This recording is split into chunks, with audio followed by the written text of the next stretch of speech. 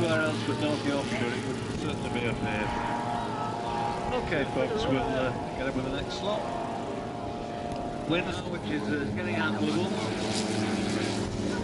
And away we go with the big heavies, the 4-engine bombers from the Second World War. From the right, Richie and Phil with the new name. They've flown that for quite a while. And Phil is 9 years in it. Wow. Models can survive that long. They've done very well. And it really is a credit to the modern petrol engines, just how the level of longevity we can get these days. Second along the line is I've forgotten his name now. I just can't remember his name. From Cheshire, I think he is. Andy Johnson flying the Liverpool club Lancaster. This is a design from Tony Nyhouse, built originally for electric power, which they converted, like everything else in the 4-engine world, to an 038 power. This aircraft replicates the Lancaster Lancaster. You can see the round object under the fuselage. This is the approximation of the bouncing bomb used on the raids on the Bone and Ida Dams. Engineer of the team, David Bailey, hanging up to the tailplane.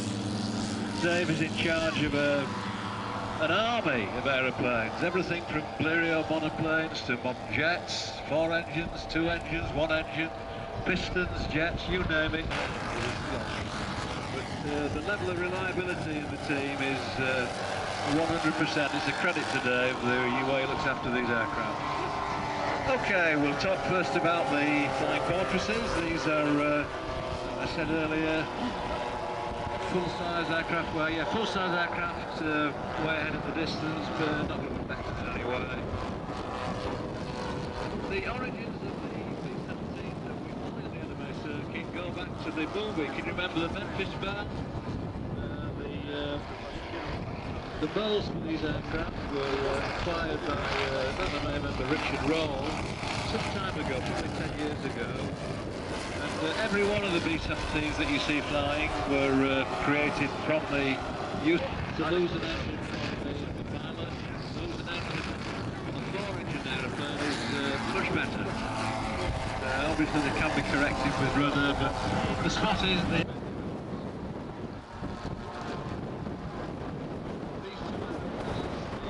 Lancaster and the B17 were the giants of the Second World War in prime terms. In the European War,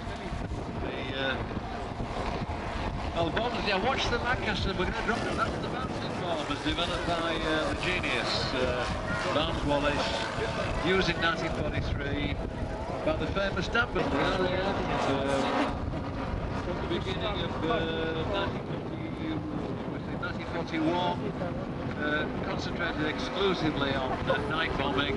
It was found that they couldn't sustain the losses which came about in daylight operations, but they chose to ignore the advice and proceeded to fly what they call the Flying Fortresses, the B-17G, so called because of the vast array of .5 caliber guns on board, believing they could self-defend. And it wasn't possible. The fighters would always get through, and it wasn't until the advent of the Mustang in December 1943 that the bombers could be escorted all the way to the target, and this made daylight bombing feasible for the first time. Prior to that, the losses were getting to be catastrophic. Tony Hooper just told me yesterday the raid on the Schweinfurt, the Bulgarian was 86 heavy shot down at the 300. It was getting to the point of this. Lancaster, this one of a crew built by the Liverpool club, is it 4-handed? All clubs.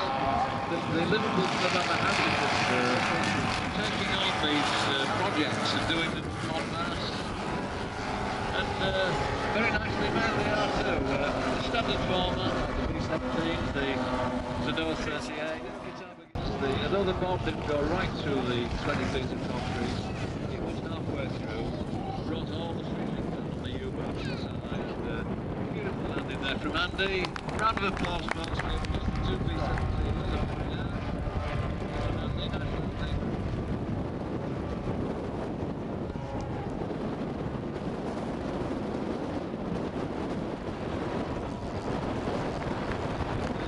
They've got an engine which won't shut down plainly because of authenticity. It's a late model with national finish. Didn't matter in 1944.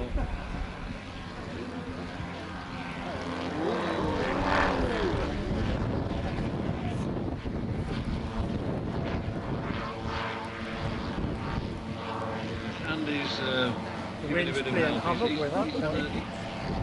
He's had a Sitting this morning. lot of experience. One type of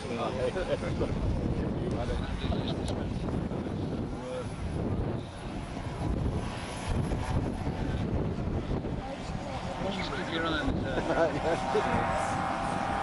constant learning the ropes to an extent with 4 engines so he's a very good flight, especially adapting to the conditions. We're spot on this start, no problem.